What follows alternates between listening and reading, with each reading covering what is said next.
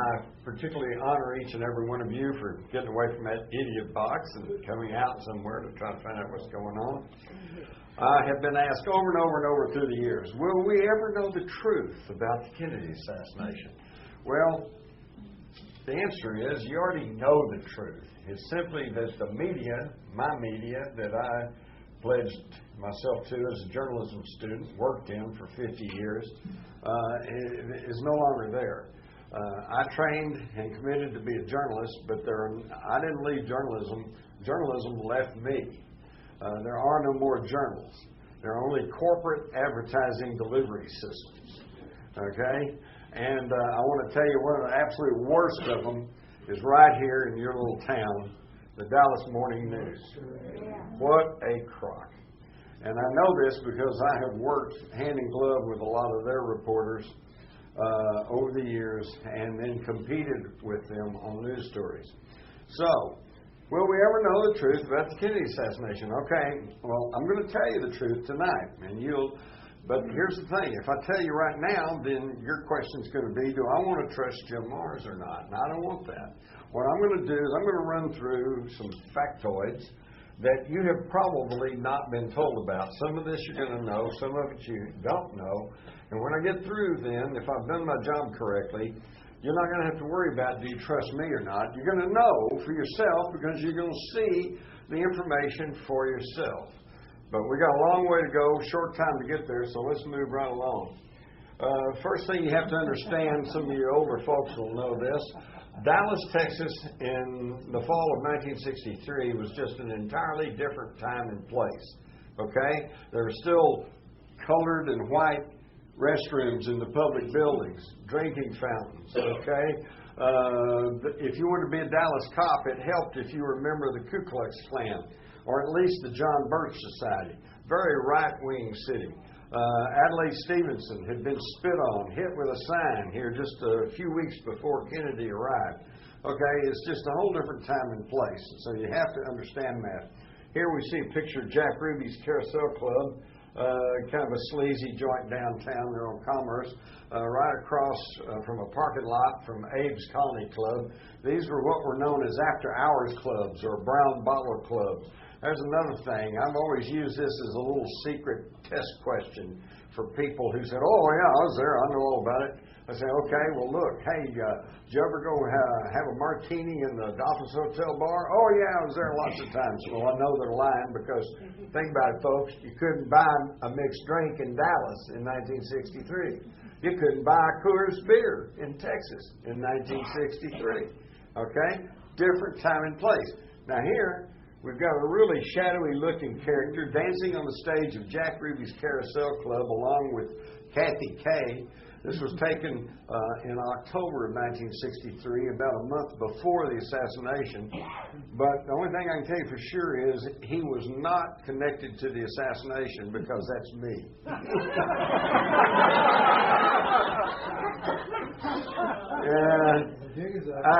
I kind of look like Buddy Holly, and I was a sophomore at North Texas at that time, already on a degree plan for journalism, and I had a couple of roommates that were from Dallas, and we were always arguing over what was better, Dallas or Fort Worth.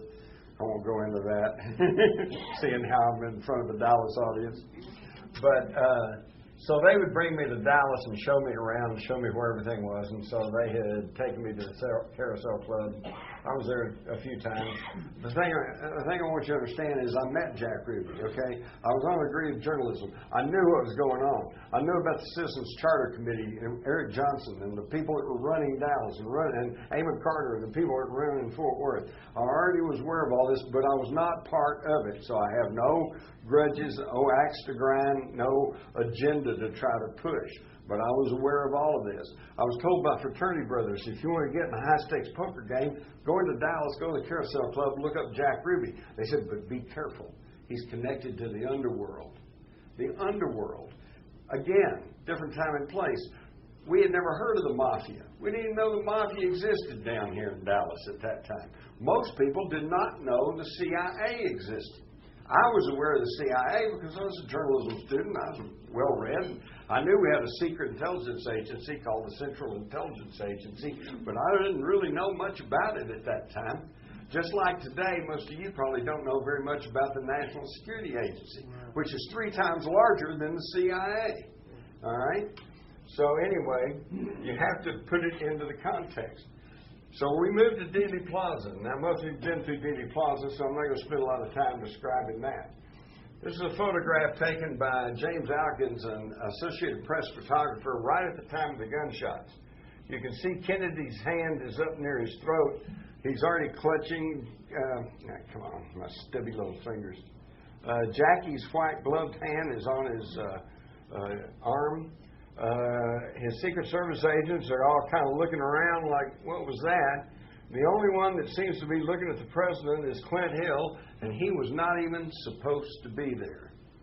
He was assigned to Jackie Kennedy, and at the last minute she said, I like Clint Hill, I want him included on the detail. And so at the last minute, they put Clint Hill on there, and if you remember the Zapruder films, he was the only one to react and jump off and try to race towards the president's car, jump on the back in a futile attempt to save the president. Now, while his people are kind of looking around like what's going on, we see the door to the Secret Service agents following Lyndon Johnson. Here you can see Lady Bird, and you can see Ralph Yarborough. Johnson's in there too. They're already reacting. Well, they're sure on the top of it. One of the reasons that the Kennedy's Secret Service detail didn't react very well at the time of the assassination was because, contrary to Secret Service regulations, they were drinking till 5 or 6 in the morning. That morning over at the Cellar Club in Fort Worth, run by Pat Kirkwood, better known as the Jack Ruby of Fort Worth. And I got to know Pat pretty well. And here's another little piece of information about how that they have been lying to you all along. When the Warren Commission came along, the Secret Service regulation said if you're on 24-hour duty, travel duty away from Washington, that's considered 24-hour duty. You are not to drink, okay? And yet they were drinking at the press club. I know that because I later was a president of the press club.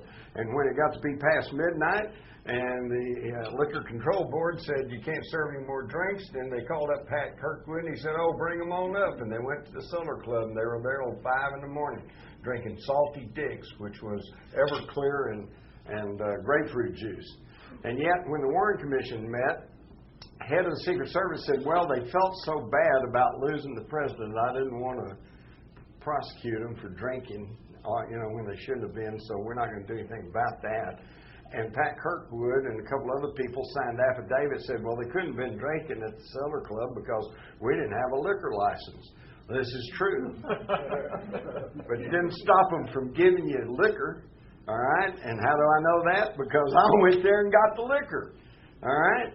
I was, even back in high school, back in the 50s, I was in a junior achievement program, and we got to publish a whole teen page in the Star-Telegram. That's where I got to meet a lot of the reporters, photographers, and some of the news editors, especially the ones that were handling our teen page. And then after work, I'd go hang around with some of the older reporters, and they'd take me to the cellar.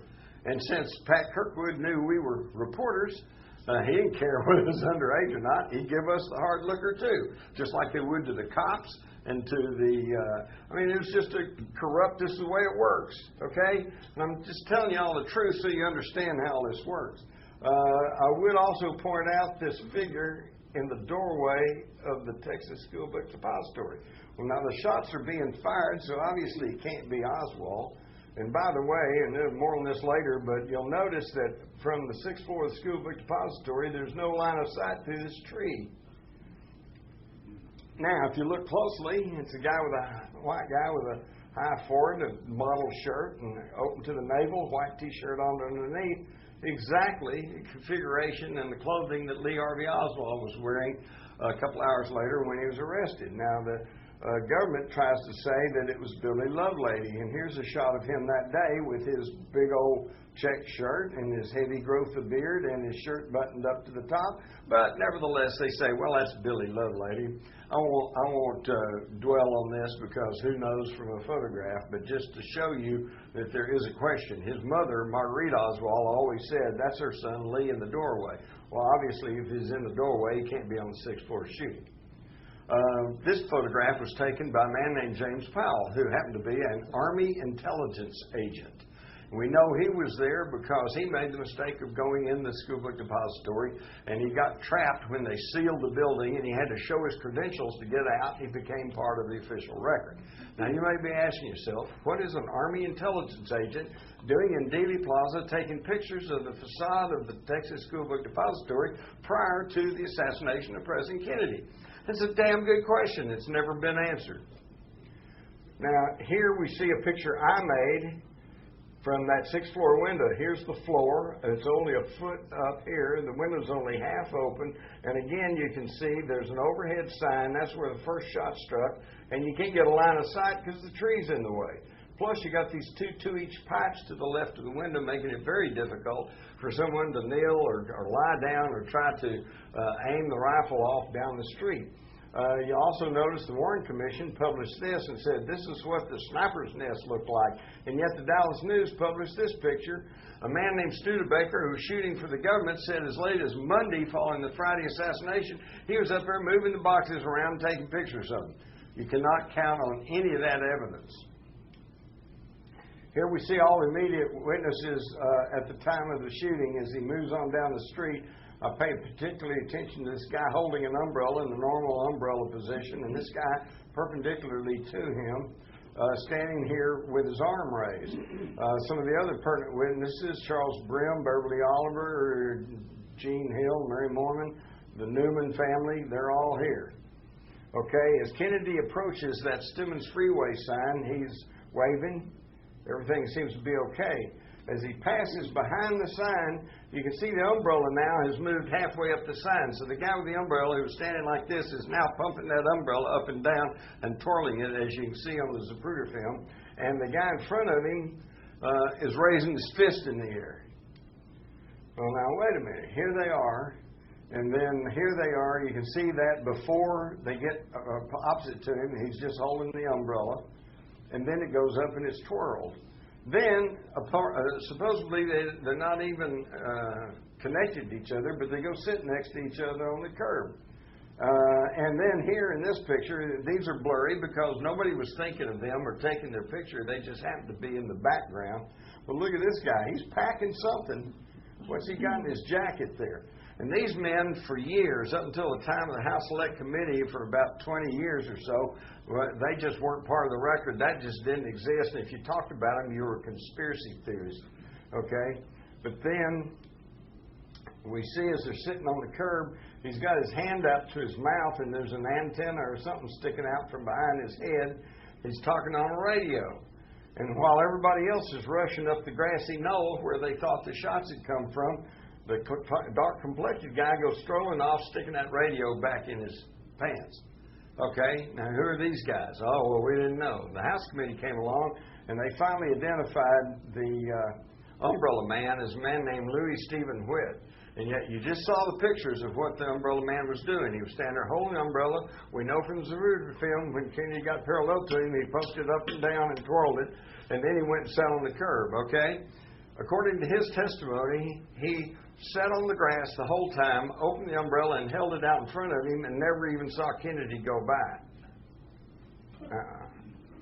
All right, and then someone on the committee said, well, maybe he did that to heckle Kennedy because it reminded Kennedy of Neville Chamberlain, who carried an umbrella and caved into the Nazis before World War II.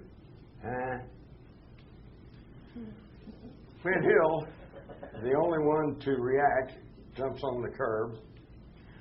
Meanwhile, you see the Newman family laid down. They said the shots came from up behind them.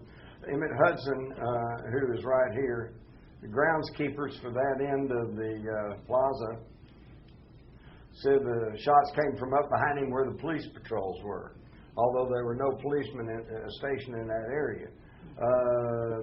Gene Hill said she saw somebody fire from behind that fence. Now, this has been misconstrued, misstated, too. You've been told that Jackie Kennedy was trying to escape the car. You've been told that Jackie Kennedy crawled out to help Flint Hill get in the car. None of this is true. In her own testimony, which was classified, not known to the public for 15 years, and fully supported by the testimony of a doctor and a nurse at Parkland, we find out she crawled on the rear deck of the car, braces herself with her left hand, reaches out with her right hand and picks up a piece of the president's head. Turns around, crawls right back into the car under her own power. She still had it clutched in her hand at Parkland Hospital, and when one of the doctors came by, quite pathetically, she said, "Here, will this help?" and offered him this piece of skull, which he took. Now, why do they want to confuse that very dramatic scene? Because if you know there was a piece of his head that was blown to the rear deck of the car, that's indicative of a shot from the right front. Now they say, well, it couldn't have been a shot from behind the grassy knoll, even though people reported seeing a puff of white smoke come off the grassy knoll, but we know modern rifles don't smoke. Well, yes, they do. Number one, they smoke. Number two, if they've been recently oiled, they certainly smoke. At the time of the House Committee, I was there when they were firing 6.5 rifles from morning till noon, and every time they fired, I could see a puff of smoke come up. And here in this photograph, where'd it go? Okay. Taken by an NBC photographer, you can plainly see the white smoke drifting off the grassy knoll, even as Kennedy's car is entering the triple underpass. Okay? And of course, everyone rushed towards the grassy knoll because everybody in that end of the plaza said that's where the shots came from. Here they go. Behind that fence, it was just a nightmare. There was no crowd control. Everybody rushed back there. They were all stomping all around. The 15 railroad workers on the triple underpass all said the shots came from over to their left, behind the fence on the grassy knoll. And when they rushed around there to see what was going on, they said they found muddy footprints and cigarette butts, as though somebody had been standing behind that picket fence for a while. In this story by one of the few good reporters that Dallas had, which was Earl Goltz, we find that several people, including Dallas police, reported encountering men with Secret Service identification. And yet there were no Secret Service agents stationed in Dealey Plaza. They were all either riding in the motorcade or already at the trademark where he was going to make a noon talk. Interestingly enough, Inspector Thomas Kelly of the Secret Service interviewed Oswald. And Oswald said, "Are you FBI?" And he said, "No, I'm Secret Service."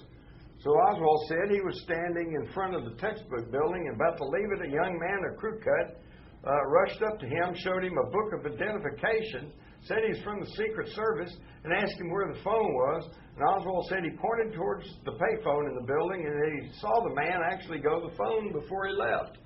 What? We're just told that less than an hour later he shoots a cop down on the south side of in Oak Cliff, just because he stopped him on the street. And here he says that a guy ran up and showed him the book of identification, said he was Secret Service. He not only does not shoot him, but shows him where the phone was and then stands there to make sure he gets to the phone. They never tell you this stuff, do they? So, we're now seeing all this modern stuff. You're going to be inundated from now on until November the 22nd with books and TV specials and reminiscences. And it's going to be psychobabble about, people just can't deal with the idea that a lone nut can take out the great leader. And, so much time's gone and there's so much controversy and so many theories, and I guess we'll never know. Well, I'm giving you the facts right here, right now, but the thing I got to warn you about are these programs that purport to have computer simulations. Because as we all know, if a computer says it's got to be right, except not really, because what we all know is on a computer it's garbage in, garbage out.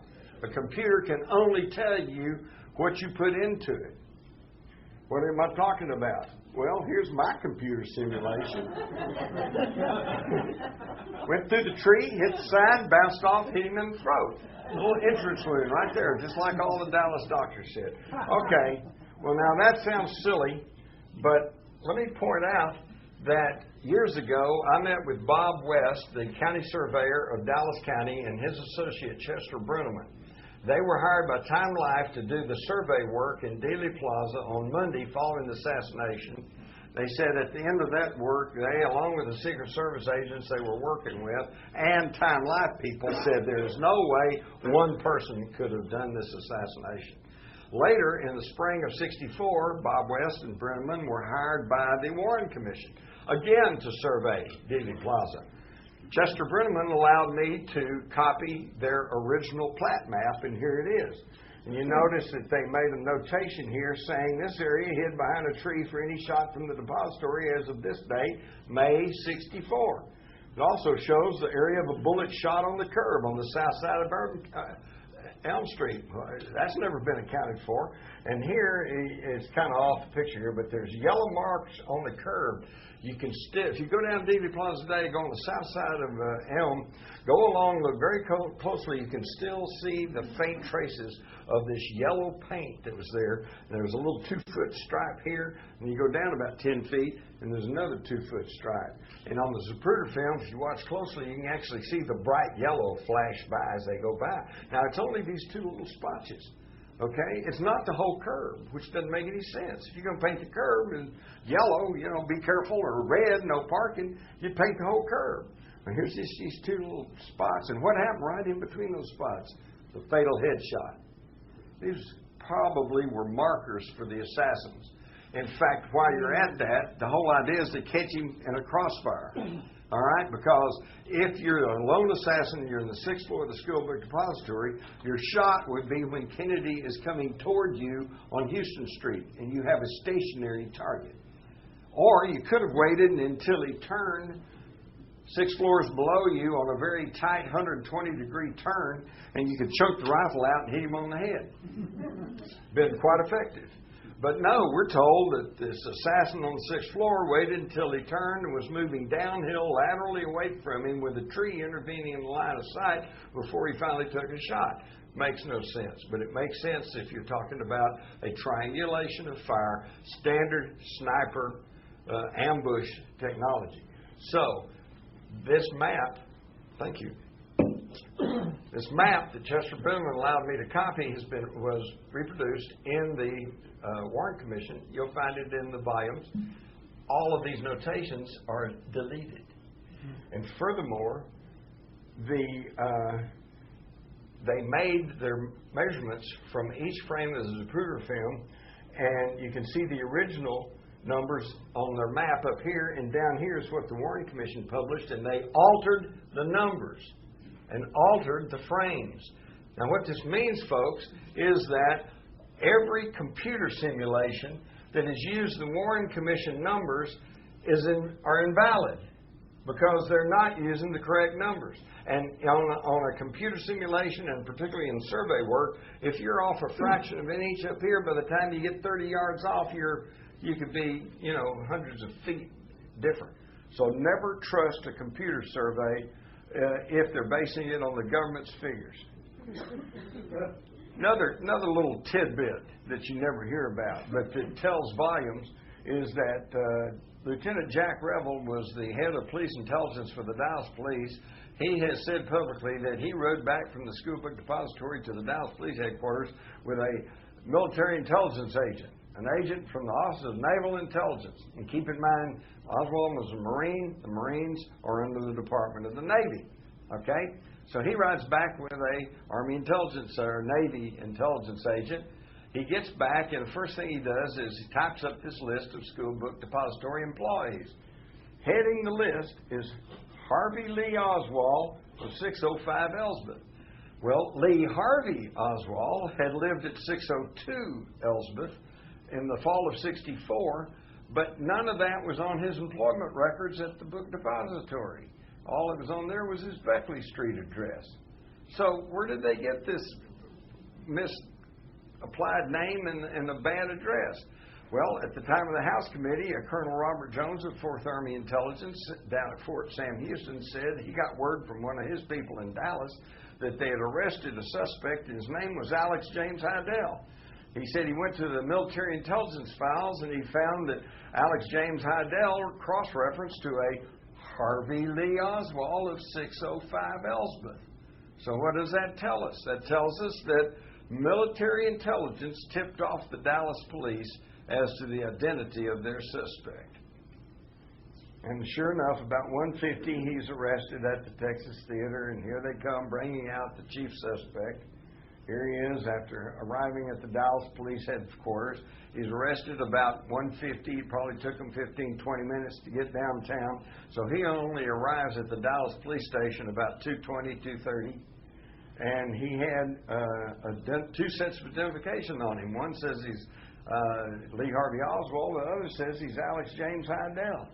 And he's being uncooperative. The police say, well, which one are you? And he said, well, you're the cops. Figure it out. And yet, at this very time, we're told in 1977, with a release of about 80,000 FBI documents, 2 hours after the shooting, at this time, when Oswald had just arrived at the police station, and they weren't even sure who he was, J. Edgar Hoover's on the telephone to Robert Kennedy, saying, we have a man in Dallas. He's Lee Harvey Oswald. He's an ex-Marine. He defected to Russia. He's a mean-spirited individual in the category of a nut. So he's already got the whole thing laid out there at a time when the Dallas authorities weren't even sure who they had in custody. Circumstances do not lie. That should tell you volumes right there.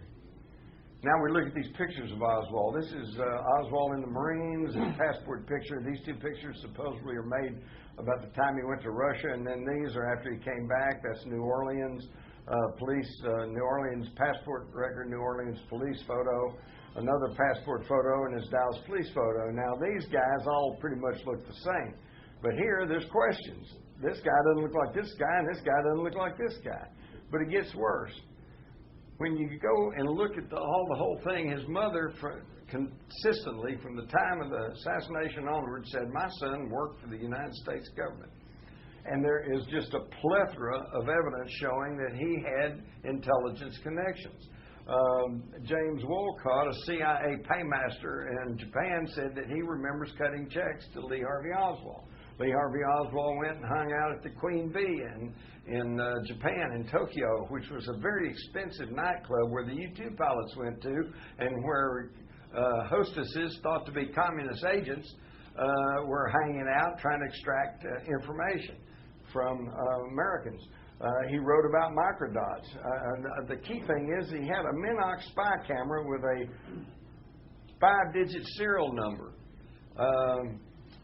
The Dallas News, again, my friend Earl Goltz, doing a good reporter's job, checked with Minox and found out that the only commercial Minox cameras, which are known as spy cameras, available in the United States at that time carried a 6-digit serial number. So where did Oswald get a non-commercial spy camera? Then, to add insult to injury, the FBI came down and tried to coerce the two Dallas detectives that found his equipment, tried to get them to change their reports to reflect they'd found a light meter, not a camera. And they wouldn't do it. They said, we know a camera when we see one. Now, to show you that he might have been doing undercover work, we find that in 1958, while he's in the Marines over in Japan, he's treated for gonorrhea. Now, if you're ever in the military, you know that they advise you against getting venereal disease. In fact, if you're in a special unit, like Marines, for example, you actually can get punished, for getting a venereal disease. But his says, contacted in the line of duty, not due to own misconduct. Oh, wait a minute. Okay, now, if you think that's not weird enough, we were told at the time that nobody in the government knew anything about Oswald. Nobody was paying attention to him. He just kind of fell between the cracks, even though he was given money by the State Department to come back from Russia after telling the Russians and our own embassy people in Moscow that he was going to give state secrets away. But worse than that, we find in this document, dated 1960, 3 years before the assassination, J. Edgar Hoover sends this warning memo to the Security Division of the State Department, warning that there's a possibility that an imposter is using Oswald's birth certificate. Please pass along any pertinent information. So J. Edgar Hoover personally was aware of Lee Harvey Oswald 3 years before the assassination and considered that that an imposter was posing as Oswald. You don't get told that in the morning news, do you?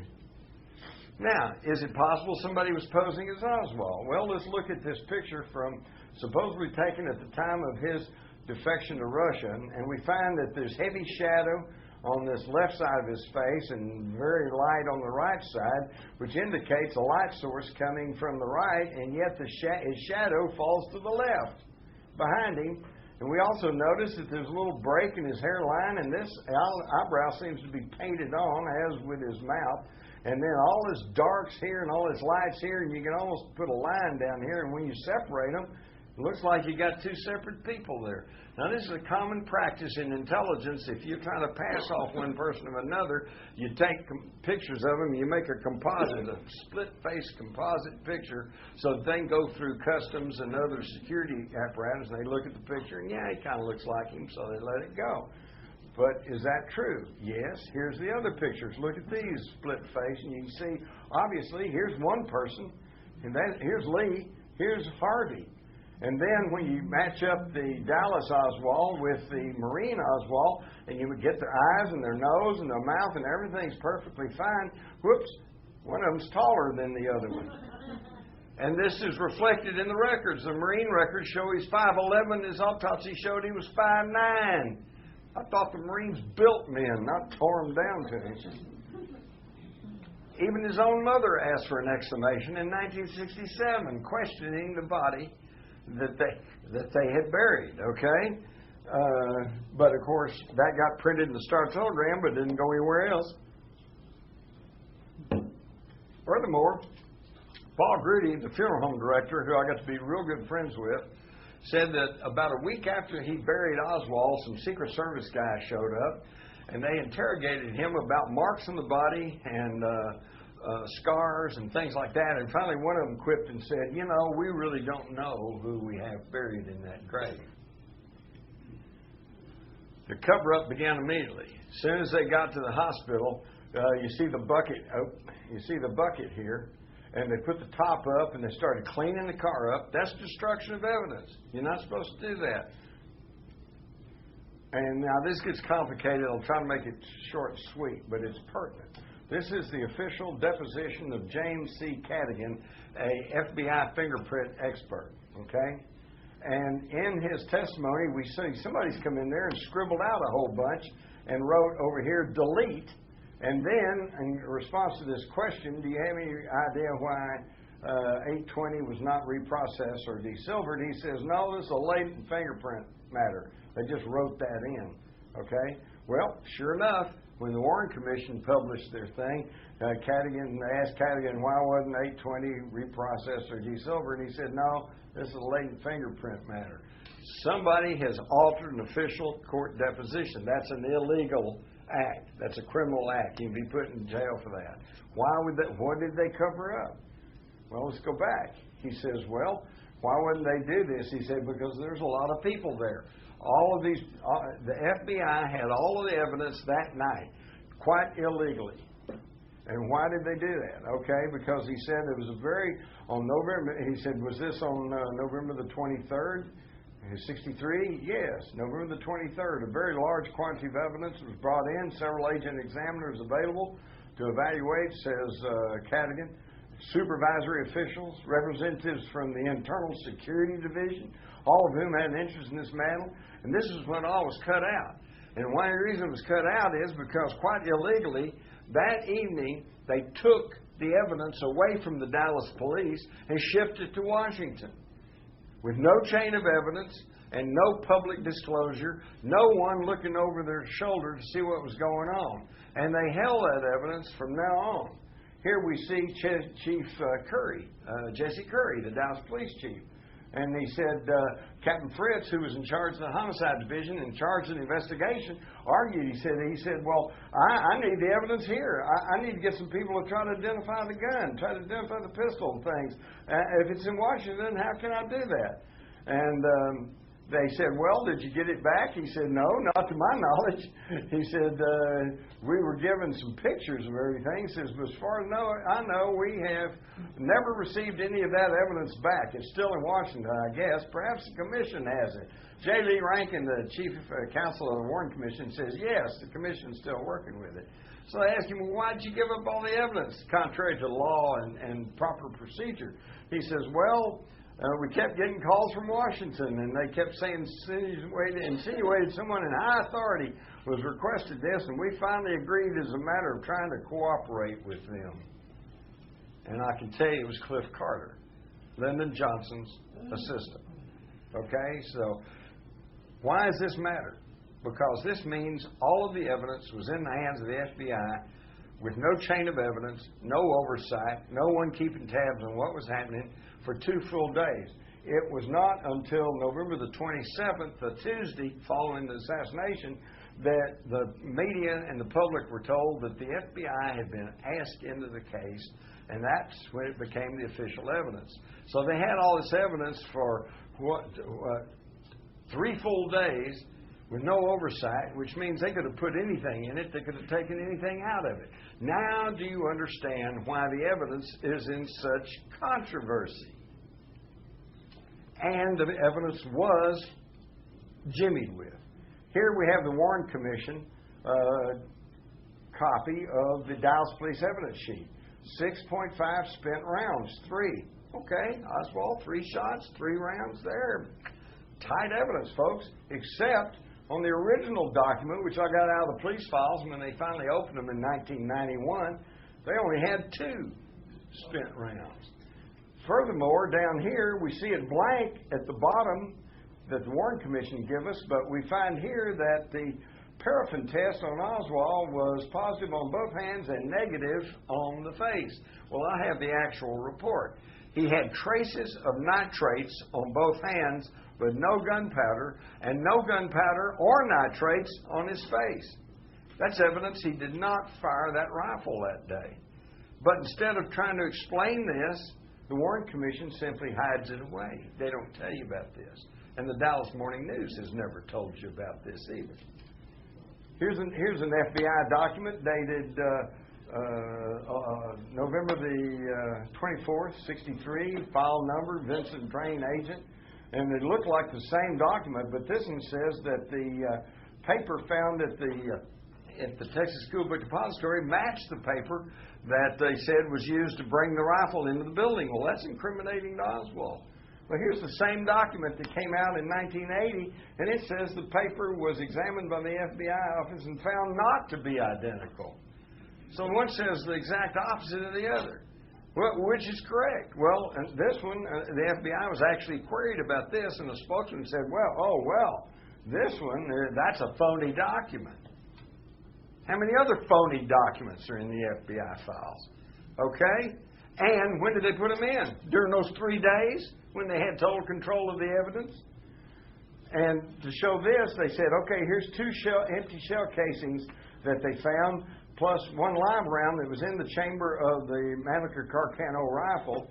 And you notice they all have this little anomalous dent on the shoulder of the cartridge that they said was a peculiarity of Oswald's rifle. Well, later, this 3rd cartridge shows up, and it does not have the dent, indicating it had never been chambered in the Oswald rifle. They said a Dallas policeman carried this around his pocket for a few days, and, he kind of forgot it was evidence, and so belatedly he turned it in. Give me a break.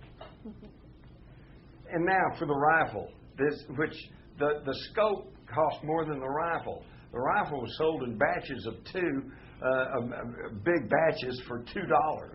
Okay, the scope was like $9 or $10, so the whole thing cost $12, and the most of the money was for the scope. It was that bad a rifle. Now the key thing is that everybody thinks, well, Oswald was a marksman, and he used that war rifle. Well, wait a minute. Any of y'all been in the military? All right, then you know the 3 categories of when you go to the firing range, the lowest one is marksman. The next one's sharpshooter.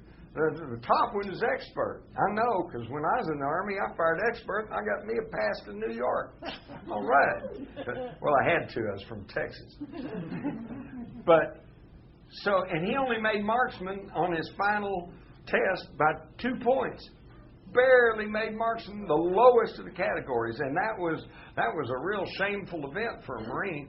You were supposed to fire at least sharpshooter, and you were actually expected to be a marksman if you were in the Marines. And on the first time when he first went in the Marines and took his first test on the firing range, he didn't even qualify. He couldn't even make marksman. He couldn't even hit the target. Okay, and we're told that this guy, a bad, mediocre shot at best, used this rifle. Well, maybe he used the scope. Not really. The Warren Commission shows right here that the Army Ballistic Test Center said before they could test the rifle for accuracy, they had to put 3 metal shims under the scope to make it align with the rifle and be accurate enough to test. And then the Warren Commission, they're even thoughtful enough to show us pictures of the 3 metal shims they had to put under the telescopic sight to make it align with the barrel of the gun. Give me a break, folks. This is the most ridiculous thing I've ever heard. Do you realize why I get so adamant about this? Because it's just so blatant. It is so simple. This is not rocket science. They had just lied to you from day one. Here is Oswald's belongings, and you can see the Minox camera right here, plus all of this other miniature camera equipment that was said to run into a few $1,000s even back in '63. Where does he get all this equipment? Where does he get this money? I also want you to notice that there's a picture here that they said was of General Walker's house, and there's a car right here, and you notice there's nothing wrong with that photograph. You'll see the purpose of that in a minute. We see here, when the Warren Commission published that photograph, somebody's punched a hole in the license plate of the car. So you can't tell who that car belonged to and who was consorting with General Walker and who might have been involved in that attack on him in the spring of '63. Okay, this is destruction of evidence, folks. If you or I did that in connection with a homicide, we'd go to jail. This was done while in the hands of the federal government. Now, on Monday evening in Dallas, before the news media, Henry Wade, the district attorney, had conducted a news conference and kind of added, by the way, have I mentioned we got his fingerprints on the gun? Well, that pretty well sealed it for everybody. Hey, fingerprints on the gun? Obviously, he must have done it. Okay, well, let's look at that. Again, keep in mind, all of the evidence, including the rifle, was sent to the FBI that night, Friday night, November the 22nd. The next day, on November the 23rd, in a document signed by J. Edgar Hoover, it states, no latent prints were developed on Oswald's revolver, the cartridge case, unfired cartridge clip in the rifle, or even the inner parts of the rifle. The next day, no usable prints on that rifle. On Sunday, the rifle was shipped back to Dallas. All right. On Monday morning, Agents Harrison and Vincent Drain took the rifle over to Miller Funeral Home. In this story from the Old Fort Worth Press, it says an FBI team with a camera and a crime lab kit spent a long time in the morgue. Paul Grudy, the funeral home director, said he was there when they put Oswald's dead hand on the rifle and said he had a heck of a time getting the black fingerprint ink off of Oswald's dead hand in time for the burial that afternoon. And then that evening they said, oh, we got his fingerprints on the rifle. Now, I ask you, ladies and gentlemen of the jury, once you hear all the evidence, are you buying that as legitimate evidence? Now, the Warren Commission, did they tell us all the truth? Well, not according to this document from the chief counsel to one of their head lawyers, Albert Jenner, talking about John Eli's report on Oswald's background. And down here we read, our depositions and examination of records and other data disclose that there are details in Mr. Eli's memorandums which will require material alteration and in some instances omission. So they frankly admit that they're going to alter some stuff and they're going to omit stuff. How's that for an investigation? And then, of course, we get to the Warren Commission itself, which they published, and they're real wishy-washy about what they say. They say Kennedy was first struck by a bullet which entered the back of his neck, exited through the lower front portion of his neck, causing a wound which would not necessarily have been lethal. And then they say there's no credible evidence, notice that, no credible evidence that shots were fired from the triple underpass ahead of the motorcade or from any other location. Although it's not necessary for any essential findings of the commission to determine just which shot hit Governor Connally, there is very persuasive evidence from the experts to indicate that the same bullet which pierced President's throat also caused Governor Connolly's wounds. So there you have it. That's the closest they ever got to saying that a bullet went through Kennedy's neck and went right on and struck Governor Connolly. Now, where did they get this from? They got it from J. Edgar Hoover, because this was his theory on the Monday morning following the assassination, when you could, everything was still in turmoil. Oswald had been killed in the basement of the Dallas police station. Who knew what was going on? And Hoover already had it worked out. It was Oswald, 3 shots from the Schoolbook Depository. First bullet hit Kennedy in the back. Second shot hit Connolly. Third shot hit Kennedy in the right-hand side of the head and killed him. A somewhat believable scenario. The problem was they got messed up because of a man named Jim Tague. Jim Tague had stopped his car at the Triple Underpass, got out, was standing there trying to watch what was going on. A bullet hit near his feet down near the Triple Underpass, threw up bits of metal and concrete and nicked him on the cheek. It bloodied his cheek. And a Dallas police sheriff wrote that in a report. A Dallas policeman also wrote that a bystander had been wounded. So Jim Tague knew he had something important to tell because he was the 3rd man wounded in Dealey Plaza. But when he tried to contact the Warren Commission, they didn't want to hear anything about it. They ignored him for months until July of '64, when they're about ready to start writing their conclusions in their report. And what happened then was, despite his attempts to try to contact him, a U.S. Assistant Attorney, Martha Jo Stroud in Dallas, wrote him a letter and sent him a photograph from the Dallas papers showing a mark on the curb and said one of the bullets hit the curb. So the FBI sent a guy down to Dallas, and he reported back. He said, well, there's no mark on the curb. We couldn't find that. Just 3 shots in the depository. And for one of the few times that the Warren Commission ever showed some backbone, they said, well, wait a minute. Assistant U.S. Attorney talked about this, and we got a picture of this bullet mark on the curb. So the FBI comes back to Dallas, and this time, oh, that bullet mark. Okay, now they found it, and they cut out a section of the curb. I remember seeing this on the news, made a big deal about it, carrying this piece of curb around. They take it back up there. Sure enough, it's lead, it's antimony. This was a bullet that struck the curb. Oops, now they got a problem, because now instead of 3 shots in 6 seconds, they're going to have to count for 4 shots in 6 seconds, and you cannot do it. So Arlen Specter, who you may recall from his Anita Hill grandstanding, as a young lawyer, decides that, okay, what happened was Kennedy was shot through the neck. It didn't hit any bone, and that bullet went right on and hit Connolly and shattered his 5th rib, and and then shattered his right wrist bone, and then ended up his left leg, and it was all just that one shot. So the scenario changed to first shot went through Kennedy and Connolly, second shot missed and nicked Tague, third shot hit Kennedy in the right-hand side of the head and killed him. That, believe it or not, is still the official word of the U.S. government, although the House Committee in 1980 said that they had scientific evidence that there was at least 1 shot from the grassy knoll, but he probably missed. So, this is what they showed us. The Warren Commission said he was shot through the neck, but it's not true. Here's the autopsy, and it plainly states that there was a wound at the posterior back at the level of the 3rd thoracic vertebra. There's your 3rd thoracic vertebra below the shoulder blades to the right of the backbone. And then the Warren Commission shows us this document that was the face sheet for the autopsy, and they actually kind of correctly locate the back wound in the middle of the back. But they left a wiggle room because they said, well, that's just a face sheet, it's just a drawing, it's not meant to be accurate, so they're off somewhat. What they don't show you was the actual face sheet was marked verified by George Berkeley, Kennedy's personal physician. So they said, yes, it was verified. That's exactly where the wound was. Okay?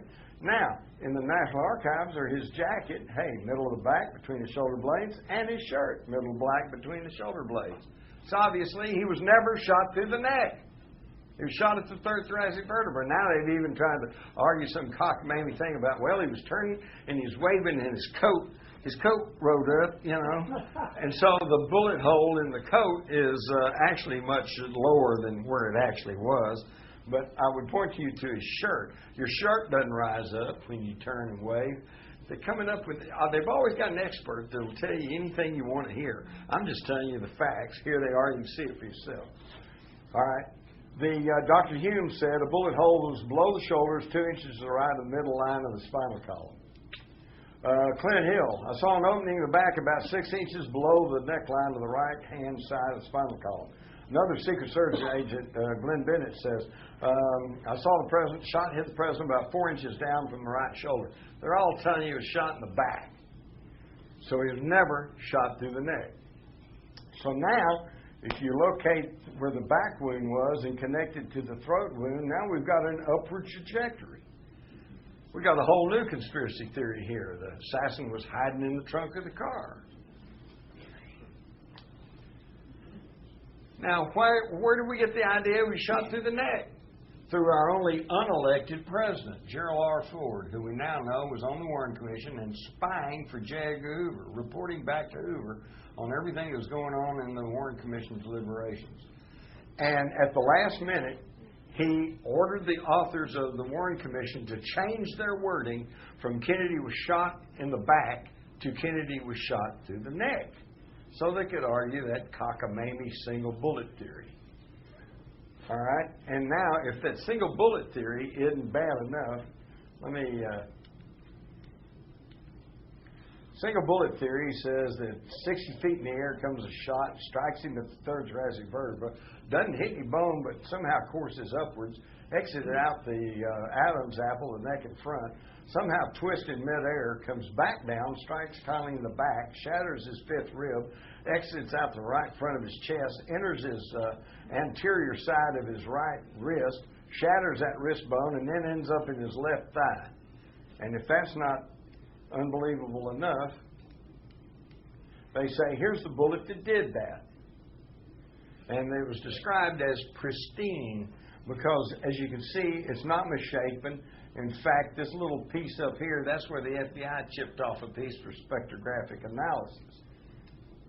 And here's the same ammunition fired into the wrist bone of a cadaver, some cotton wadding, and a goat carcass, and it's all much more distorted and torn up than the bullet they said was found on a stretcher at Parkland Hospital. And yet they never could absolutely nail down where that stretcher was. And we also know that Jack Ruby was at Parkland Hospital about 1 o'clock, about the time they declared Kennedy dead. And I know this because Roy Stamps, a news media person I know, said he personally knew Ruby and saw him entering Parkland Hospital with some camera equipment. Connolly's own doctor said he was not hit by the same bullet that hit Kennedy. And here's the key point. Here's Connolly's wrist x-ray. And you can see where it shattered his big wrist bone, and yet it's undeformed. But it also shows that there are pieces of metal bullet still in Connolly's arm when they buried him that is missing from the bullet the government tells you caused the wound. They're lying to you. And how do I know they're lying to you? Because here is the page 193 from the Warren Commission transcripts of their meeting of January 27, 1964. They're just getting their investigation underway. They didn't bring their report out until September of 64. And we hear J. Lee Rankin, their own chief counsel, say, well, it seems quite apparent now, since we have a picture where the bullet entered the back, that the bullet entered below the shoulder blade to the right of the backbone, which is below the place where the picture shows the bullet came out in the neckband of the shirt in front. And that bullet, according to the autopsy, didn't strike any bone at all. That particular bullet didn't go through, so that how it could turn, and about that time he realizes what he's saying. How could it turn in midair and go back down and strike Connolly? So he stops. He shuts up. But they knew. They knew the single bullet theory didn't work. And if the single bullet theory doesn't work, the single assassin theory doesn't work. They just lied to you.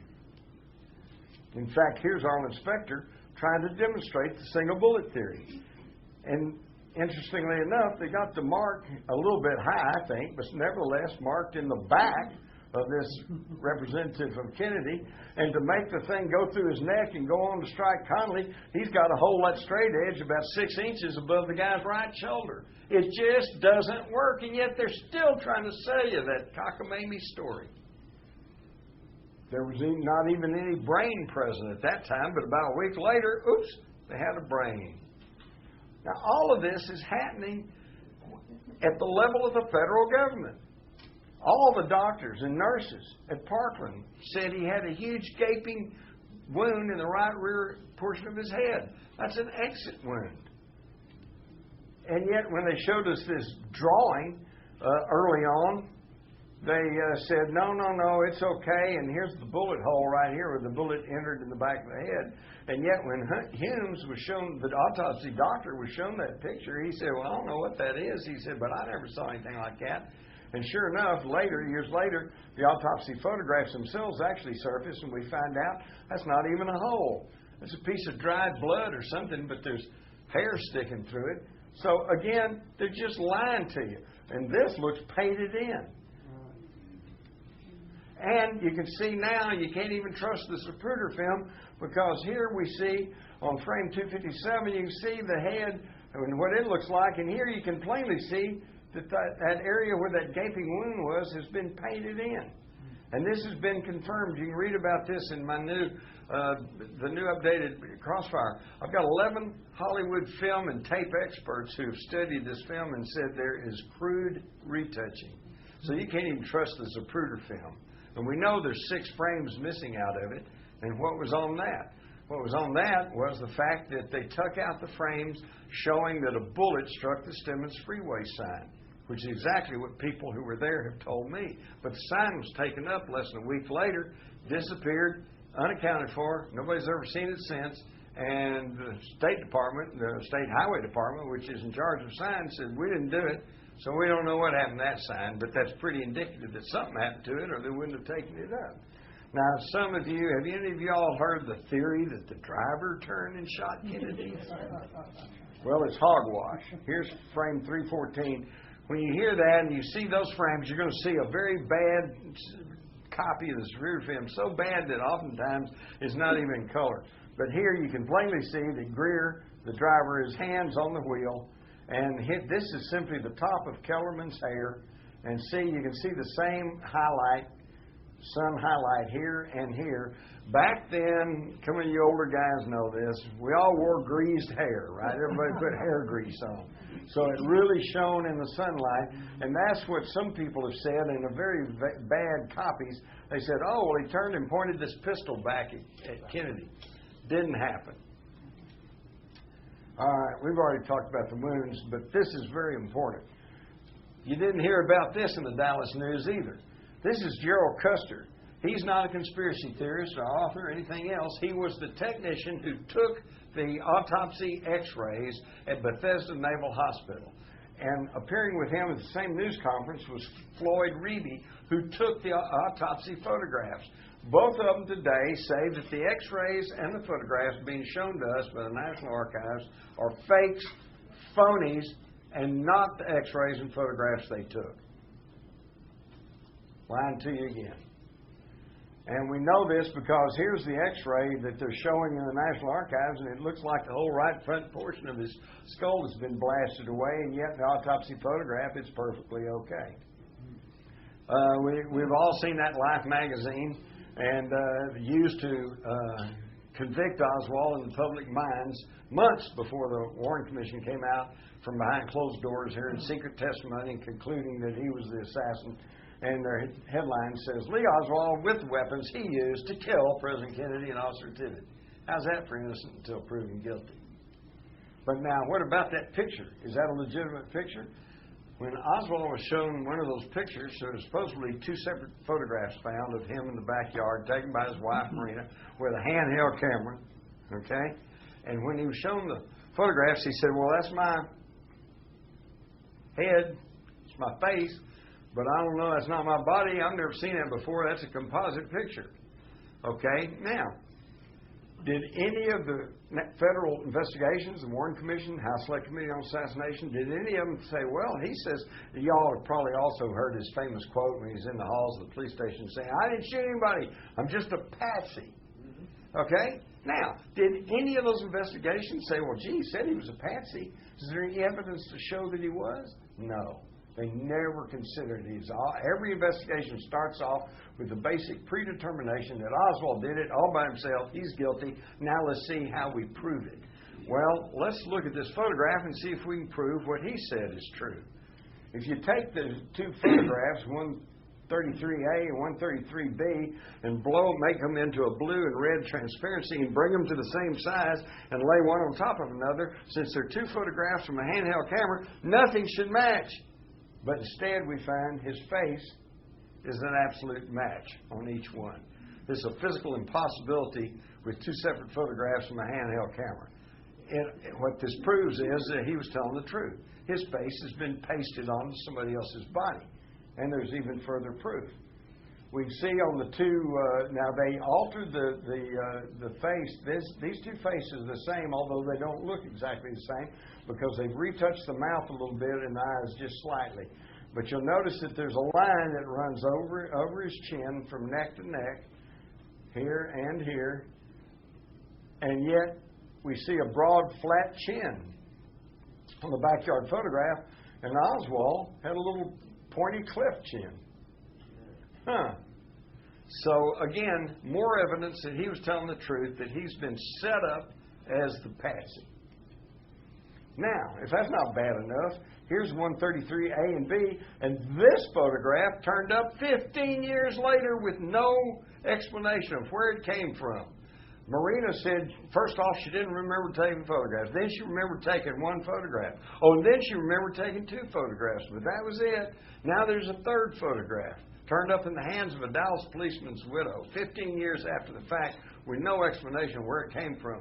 And yet, this shows that they're lying to us and knew all along, because Warrant Exhibit number 37 shows a law enforcement person posing in the backyard. And what pose is he using? The one with the rifle in the left hand and the paper in the right hand, the pose of the suppressed photograph, never seen for 15 years. Now, why were they hiding this photograph away? Because if you made it into transparency, again, the face is exactly the same. This is a just fabricated photograph. And finally, we get to the Mormon photograph, which was taken right about the time of the headshot. Here's Abraham Zapruder and his receptionist, Marilyn Sitzman. This big thumbprint's on here because some of you guys remember those Polaroid cameras. You had to take the little fixer and rub the fixer over there to fix the photograph. And in their excitement, Mary Mormon didn't do that. And so somebody came along and put a thumbprint on it. But you see the pertinent points. It also shows that right up here behind this fence, behind this wall, we've got this figure right here. This is what has come to be known as the badge man. This is the grassy knoll gunman. Here's his hairline. There's his left ear, his two eyes. I was showing this to the medical examiners, investigators in Tarrant County, and they said, yeah, it looks like he's wearing shooter's glasses. There's his neck and his shoulder.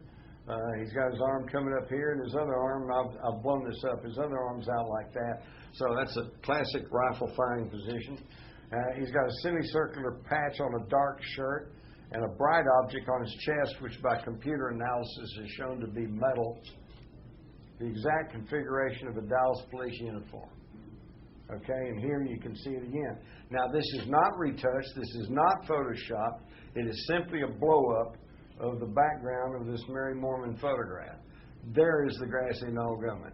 Now, if this was any other case, and I tried to tell you there's nobody up there, and you know that we've got a photograph, we've got the majority of witnesses, we've got two sets of acoustical scientists saying with a 98% probability the shot came from behind the picket fence, et cetera, et cetera. If I try to tell you there's nobody up there, then I'm really a conspiracy theorist. I'm telling you this is the truth, and that's the guy who shot Kennedy and hit him right here in the temple area and blew out the right rear portion of his head as he sagged slightly to his left. Why would they want to get rid of Kennedy? Because he was messing with the status quo.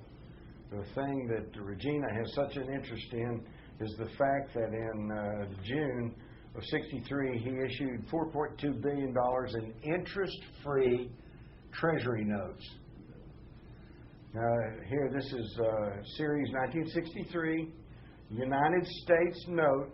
This is based on silver that we still hold in the Treasury under some laws passed in the 30s. And there's no real, that $5 bill is not going to buy you anything much more than what a Federal Reserve $5 bill is going to buy you. But the difference is we have to pay interest on the Federal Reserve notes we don't have to pay interest to the United States notes. And I find it really ironic that whose face is on the 63 United States notes? Abraham Lincoln, the second president in the history of the United States to issue interest-free money. Lincoln said it's the greatest advantage of the government to be able to print its own money. So to fund the war between the states, he printed greenbacks. Okay, he didn't have to pay money to the international bankers. Kennedy bypassed them in '63 by issuing these treasury notes, treasury bills, United States notes. And folks, I don't think it was just some sort of coincidence that both of those presidents were shot in the head in public. That's what happens when you mess with those bankers. In fact, the very first assassination attempt of a leader in the United States was Andrew Jackson, who was trying to break up the central bank and get those international bankers out of our business. Also, Kennedy, as you may recall, forced the steel manufacturers to roll back their unwarranted price increases, and he was prosecuting, he and his brother, prosecuting organized crime as never before since, had tried to put a stop to the secret war against Castro that was going on, had signed accords with Russia, signed the nuclear test ban treaty, which has probably saved all our lives.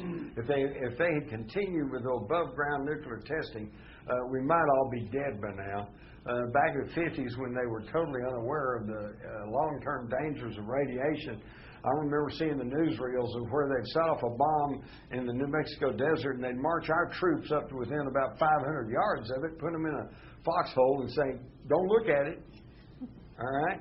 And don't think that we didn't have lots of little bombs, and don't think, and I'm getting ahead of myself, but for those of you interested in 9/11, you hear about the possibility of nukes being used, and you go, well, because we keep thinking of a nuke like we think of the picture of Little Boy that they dropped on Hiroshima, and it's this great big thing. Hey, I remember in the 50s seeing the newsreels, we had atomic cannons that would fire nuclear shells, fire them 9 miles, and they'd set off an atomic explosion. That's an artillery shell. But that big, that's in the 50s. So the idea that they got something down about this size, that's not so far out. He also talked about doing away with the oil depletion allowance. Well, I got the oil men, oil and gas guys. They were all upset with him. So we can see that he had angered and alienated every powerful and violent faction in this country. But now, as to who actually did it, I will name you the 2 men who, by our legal system, can be considered guilty in the assassination of President John F. Kennedy, and that is his successor, Lyndon Baines Johnson, and his next-door neighbor and buddy, J. Edgar Hoover, head of the FBI. Now, can I prove that those 2 men ordered or orchestrated the assassination? Excuse me. No, I cannot. But what I can prove to you, beyond any reasonable shadow of doubt, and I would hope that I have proved to you, is that steps were taken at the highest levels of the federal government, at the level of Lyndon Johnson, the level of J. Edgar Hoover, to obfuscate, block, deter, and alter any truthful investigation. This, under our legal system, makes them accessories after the fact. And here in Texas, we have executed accessories after the fact. That the facts of the case show they didn't pull the trigger, but they were there, they knew about it, they helped hide the gun, they helped run the man the getaway car or whatever, and they get executed because under the law they are as guilty as the person who pulled the trigger. In this case, those 2 men are as guilty as whoever pulled the trigger. And we could go in now, everybody's going to say, well, you know, we could go on, we could be here for weeks talking about the Kennedy assassination. But what I have just shown you, hopefully, is enough to show you that it was covered up at the level of the federal government. Why? Here's, I think, is the big one.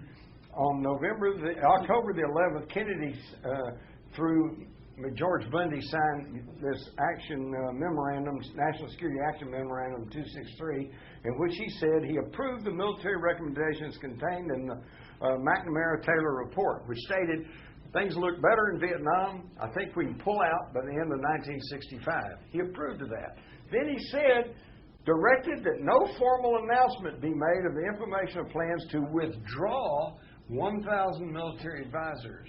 By the end of 1963, he was starting to disengage from Vietnam. Okay? But then, on Monday, following the Friday assassination, Johnson issues National Security Action Memorandum 273, and although he starts off saying over here that the objectives of the United States with respect to withdrawal of the U.S. military personnel remain as stated in the White House memorandums. Yeah, it says that there, but over here it says programs of military and economic assistance should be maintained at such levels that their magnitude and effectiveness in the eyes of the Vietnam government that does not fall below the levels sustained by the United States at the time of the Diem government. The Diem brothers were overthrown on October the 1st, 63, so this kind of roundabout says don't drop the military levels below that. That effectively stopped the pullout order. Okay? Then they go on to talk about the plausibility of denial, draw up plans against Laos, widening the war, bombing the North. This is when the Vietnam War got underway. We only had military advisors in at the time of the Kennedy assassination. After the phony baloney Gulf of Tonkin incident in August of 64, Johnson, going along with this memorandum, sent in the Marines, ground combat troops, and we really got going on Vietnam. Now, here's the one you're going to love. I got a copy of the draft of Johnson's 273 out of the Johnson Museum, the Johnson Library down in Austin, and this draft was drawn up on November the 21st, 1963, the day before Kennedy was killed. So the day before Kennedy was killed, they're already drawn up plans to stop his pullout order and to set us on a full-blown war course in Southeast Asia. Now, unfortunately, this area was a big benefactor of this change in policy. LTV, Texas Instruments, General Dynamics, Bell Helicopter. We did pretty good here during the Vietnam War, and that's why you're not going to find too many people around here at that time who were too upset that Kennedy got killed. In fact, if you want to hear it in a nutshell, Senator Ralph Yarborough, who I interviewed pretty extensively on more than one occasion, said that as he rode in that motorcade with Lyndon Johnson down through the corridors of Main Street in downtown Dallas, he said they were 12 and 14 deep on each side of the sidewalks, cheering and smiling and waving, and they were truly happy to see President Kennedy. He said, but when he looked up in those big office buildings, he didn't see one smile. Kennedy had alienated himself from the rich and powerful and from the status quo, and the status quo struck back. How many of y'all have seen an interview with Evelyn Lincoln? You haven't, have you? Evelyn Lincoln was Kennedy's personal secretary, and she was with him day and night, right at his elbow. If anybody knew what was going on with Kennedy, she did. And I have this letter from her from 1994. She says, as far as the assassination is concerned, it's my belief that there was a conspiracy because there were those who disliked him and felt the only way to get rid of him was to assassinate him. These 5 conspirators, in my opinion, were Lyndon Johnson, J. Edgar Hoover, the Mafia, the CIA, and the Cubans in Florida. Pretty sharp, Evelyn. Now you see why you never saw an interview with her on national TV or interviewed in the Dallas Morning News. So it's a classic example of who will guard the guards. As Fletcher Prouty told me, the way to understand the assassination is not who could have killed him. Anybody could have killed him.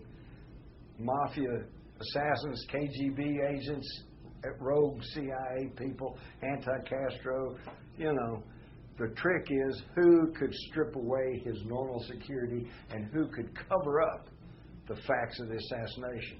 This was in-house. This was what transformed a Texas homicide, because there were no laws about assassinating the president at a federal level at that time. This is what transformed a Texas homicide into a national coup d'etat, a palace revolt. And that's why they're still trying to cover it up. They're still trying to act like it didn't happen, but now you know the truth. Or as John J. McCloy, who served on the Warren Commission, stated, it is of paramount importance to show the world that America is not a banana republic where a government can be changed by conspiracy. But folks, I hate to be the one to say this, but the truth is we're just another banana republic. And you can read all of this plus so much more in my new book, the updated, expanded Crossfire, and I thank you for your time.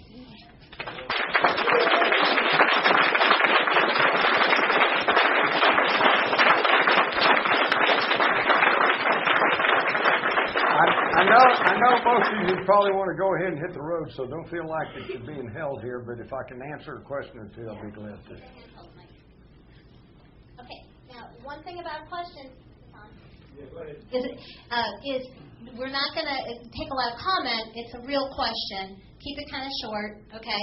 And we'll get to you in a second. If you run long, I'll stop you. And hold on, okay? Is that good? Okay. The moving microphone. Yes, sir. For patriotic people who think they're serving their country, like soldiers going to Iraq or Vietnam, like I did when I joined the Army, what would you say to them? I would say to be patriotic, you need to pay closer attention to the oath that you take. I still remember the oath I took when I joined the U.S. Army. I took an oath to defend not the President of the United States, not the Chairman of the Joint Chiefs or the CIA. I took an oath to defend the Constitution of the United States. And there are plenty of those who call me a conspiracy theorist and seem to imply that I'm unpatriotic, but I feel like presenting you with this truthful information that I am being patriotic. Yes, sir. Hi, Jim. Did you see this week's National Enquirer? What I've seen one. Is it Anthony Summers, I believe, has written a book and has named the assassin. And who's that?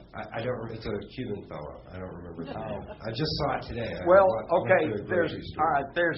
I could name you in Crossfire. You're going to find 3 or 4 different people who come close to being the grassy known gunman. My money's on Roscoe White. Although James Files seems like a pretty good contender too. Loy Factor's another one. You can read all of my book. We could go on and on about that. My point is this. It does not matter. Who cares who pulled the trigger? Anybody could have, including the lone nut. The question is who put them up to it, who paid for it, and who covered it up. And I just explained that to you. Yeah. Real quick question here. About 20 years ago, I was wandering around Traders Village, and a guy out of the blue asked if I'd ever heard about the Kennedy assassination, shows me a newspaper, Dallas Morning News, I believe it was, that about 2 or 3 days later, he had found a 6.5 millimeter cartridge underneath the triple overpass.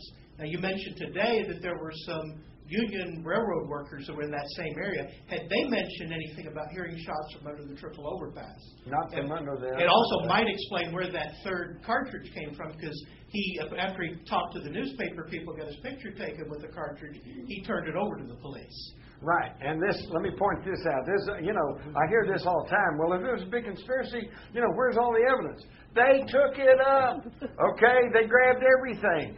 I can recall in the summer of '64 here locally on Channel 8, Channel 11, Channel 4, and the Dallas News, Dallas Times-Herald, they're still running ads from the FBI saying if you have films or pictures from Denny Plaza, please turn it in so we can use this as evidence.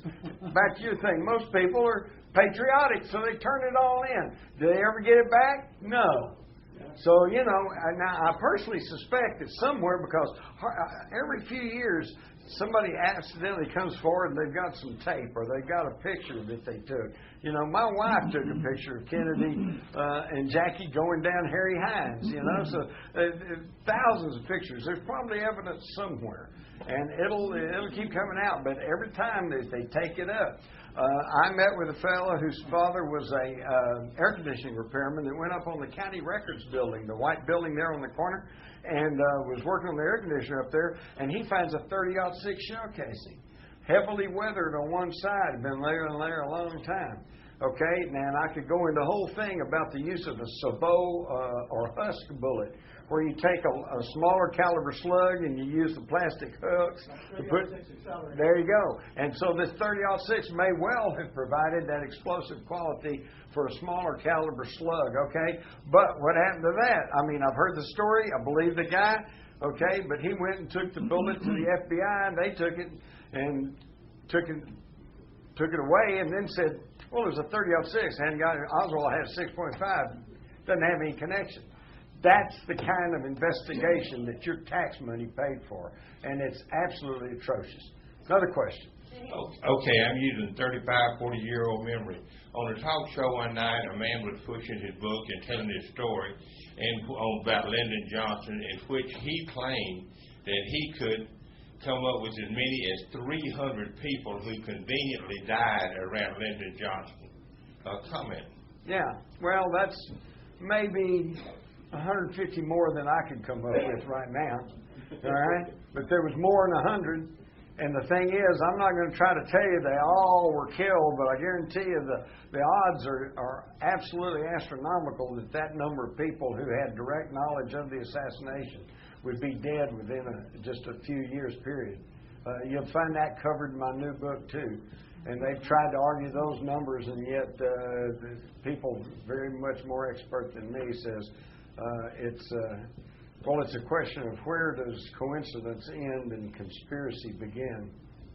But I know I talked one time to an old mafia character, and he said that there were teams going around taking people out. The one I love was James Worrell, who told the FBI that he saw several people running out the back of the school book depository right after the shooting. And then he ended up being one of those fatalities. I talked to a friend of his, and they said he was a motorcyclist, okay, and he was a big, rough and tumble guy.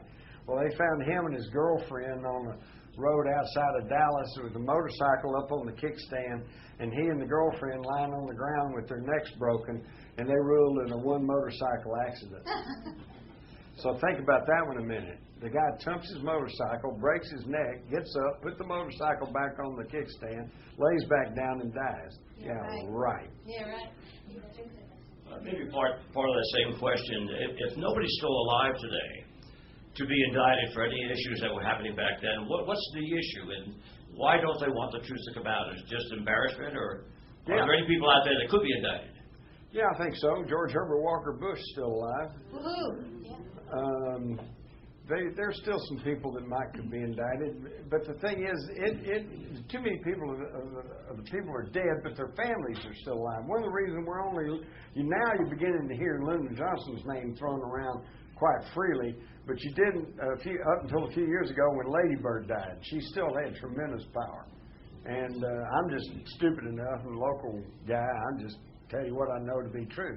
This is why the status quo does not want to talk about this. The Dallas News, they don't want to talk about this because some of their biggest patrons, some of the richest families in Dallas, I'm not saying they were involved, I doubt they were, but they knew what went on and it was okay with them.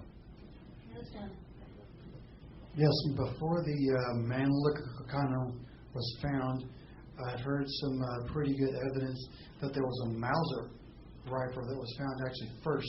You have anything to comment on the Mauser? Yes, you'll find that all in my new book too.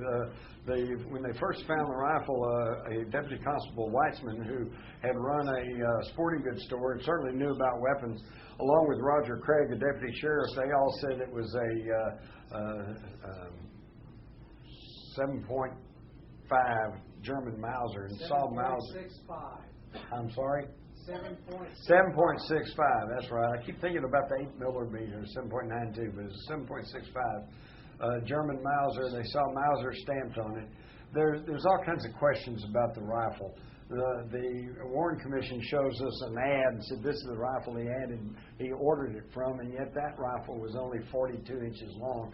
The one that they actually found was 46, and it just couldn't have come from that ad. There's just all kinds of questions. But again, when you control the investigation from the top, you can make it sound like anything you want to.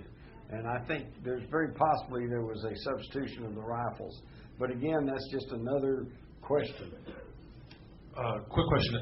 In one of the slides you showed, there was a list of, I think, CIA operatives that were controlling or knew about Oswald. Mm-hmm. The bottom of that list was John Stockwell. Mm-hmm. I've spoken to him. I think he's still alive as of a year or two ago.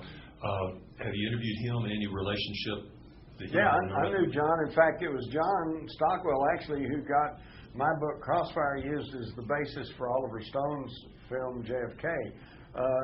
Oliver Stone had already decided he wanted to do a movie about the Kennedy assassination, and he had decided on concentrating on Jim Garrison, the district attorney of New Orleans, as the chief protagonist. But what he lacked was a book that covered all the aspects of the actual shooting. And my book, Crossfire, had just come out in 1989, and interestingly enough, John Stockwell had already been hired as a consultant to Stone. He read my book, went to Stone, and said, "Hey, it's all right here." And that's how I got my book used. Two more questions. Yes, second lady, and then. Hi, I was wondering if you had any perspective on the possibility that this was a blood sacrifice ritual. Yes, I think there's a lot of symbology, a lot of things involved there, but that gets into some really esoteric stuff, and I'm still just trying to convince most people there was a grassy old gunman. I don't think it was, I'm not sure it was just a coincidence that Dealey Plaza happens to be the site of the first Masonic Lodge in Dallas and sits on the 33-degree parallel. Is there anywhere that you provide more information in regards to that? Or where I could find more information? I can't think of any one source, but some of that's been written about on several things. I would simply say start surfing the internet. No, that's what I've been doing. Go to search engines and put in symbology and stuff. I could tell you about the sidereal time thing, which is just. Y'all want something that'll blow your mind? Yes, please. Yeah. All right. Does anybody besides me know what sidereal time is? Okay. Sidereal time is what was used by the old ancient mariners and by NASA and by scientists and stuff. It's, we keep time by the revolutions of the Earth around the sun, and one revolution, takes 365 days, and that's 1 year. And we also do the revolution of the Earth around the sun, 24 hours. That's how we keep time. That's our regular Greenwich time. Sidereal time is where they keep time by the stars. And that way, you don't run into these problems like right now you try to call the West Coast, it's 2 hours earlier out there, and it's an hour later back on the East Coast. Sidereal time. Well, sidereal time is also broken into 24-hour segments, okay? There's a study done by this fellow, and it's been verified by the Vatican Observatory in New Mexico, that the Kennedy brothers, Joe Jr., who was killed when his plane exploded in an experiment during World War II off the coast of England. John F. Kennedy was killed in Dallas, 12:30 p.m. on November the 22nd. Edward Kennedy was almost killed in a plane crash in the summer of 1964. Robert Kennedy, of course, was killed in Los Angeles in June, I think it was, 1968. And then JFK Jr. was killed when his plane went down. All 5 of these Kennedy brothers, all of their deaths and the one near death occurred within the same hour, within the 16th sidereal hour, which in Masonic lore is the hour of revenge or retribution. Now you can read into that anything you want to, but I just find it highly unusual. I mean, if I'd said they all died between noon and 1 p.m., you would think that was pretty unusual. But this is the same thing. It's just a different way to count time. Very, very weird. There's weird stuff going on. I think the preacher would probably have some explanation. On the assassins for the 150, can you be any more specific as to who controlled those assassination teams, who they were, and was there a top coordinator for those assassination teams? Yeah, for my money, it was all coordinated through Operation Mongoose. Because for years they kept us, once you write off the communists and the Nikita Khrushchev or Fidel Castro, which there is no hard, firm evidence to point to either one of those groups. And in fact, all the evidence against, because although Khrushchev or KGB agents or Castro or some of his people certainly could have killed the president, they could not have controlled the investigation the way I showed it to you. But now where you see, so we're left with the questions: was it the CIA? Was it the FBI? Was it the military? Was it the anti-Castro Cubans? Was it the mafia? And the answer is yes, because they were all working together under Operation Mongoose. That was the secret war against Castro, headquartered off of the Jim Wave Station off the University of Miami, and headed by General Edward Lansdale, the ugly American, who had plenty of experience in overthrowing governments and overthrowing heads of state. They simply sent their hit teams to Dallas. Jim, years ago in the 70s, Geraldo Rivera had the Good Night America show. And he ran 2 nights in a row in which he analyzed and had forensic scientists there the whole assassination. And they ran the Zapruder film. The first anomaly that I noticed, I was sitting with a friend, was that coming from the upper part of Kennedy's neck, going slightly upwards, was this instantaneous mist that blew away in the wind. Then he clutched his throat. And I bolted out of my chair and I said to my friend, "Did you see that? The first shot came from lower than he is in front of him, which had to be the storm sewer opening." And so the next day, she didn't see that. They played it again, and then she saw it in the second time. I called up people all during the day to tell them about this the next day. The next day, that mist was removed from the version of the film that Rivera had.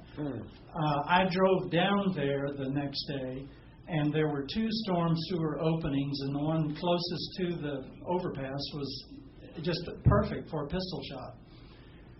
Years later, I picked up a friend. I was actually helping a client at the courthouse, and we were going out to lunch, and I told him this. And I said, now, we were going down Elm Street. I said, now, here's the first opening, and here's, wait a minute, the second storm opening, a drain has been removed. A lamp post has been put over where the manhole cover was. And it looks like old concrete. It was beautifully done. Yep. And a friend of mine who was a sergeant on the tax squad of the police department, I talked to him about it, and he said, well, they told us that they removed that just to quell speculation that a shot might have come from it. Yes, thank you. I'm well aware of that. In fact, I stood down in that storm drain before they took it out. And I'm a short guy, but I could stand there, and here's the storm drain slit. And, Kennedy is 6 foot away, leaning over the right-hand side of the limousine. And that's a 6-foot shot. You can do that with a pistol, And I could go on and on. I've had some people tell me that they saw the gunman in the sewer, but see, that sounds so weird. And Penn Jones tried to tell people that back in the 60s, and they just vilified him. Oh, he talks about a man in the sewer. So I'll let that go, but I'm not writing that off. We're going to get one more question here, but I want to leave enough time because Jim has a table in the back with some books to sell. You'll probably sign them and stuff like that, yes, and some other books. And also, we're going to be going to get some dinner over at Two Rows. Sounds good? Yeah. Got the dinner? Okay. So anybody that wants to go to Two Rows, it's right in the same parking lot here. It's a grill, American grill type food. You can come join us. We got an area saved for us. So just want to put that on there. One more real important thing, and we'll get to your question, okay, is that, again, these DVDs are available of this presentation tonight for $10, okay? And they're at the back. We talked to one of the Johns. They also have the DVD ready from the Line in the Sand in San Antonio, okay? So, and it's actually so much footage, it's on 2 DVDs. So you get 2 circle DVDs, but it's $10 because it's one event. So, and other things too.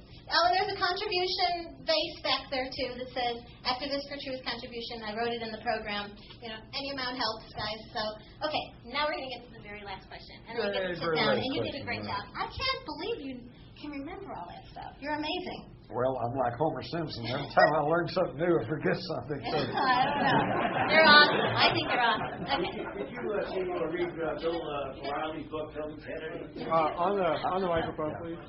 No. Did you happen to read Bill O'Reilly's book, Killing Kennedy? No. Okay. I threw it in the trash can. Okay.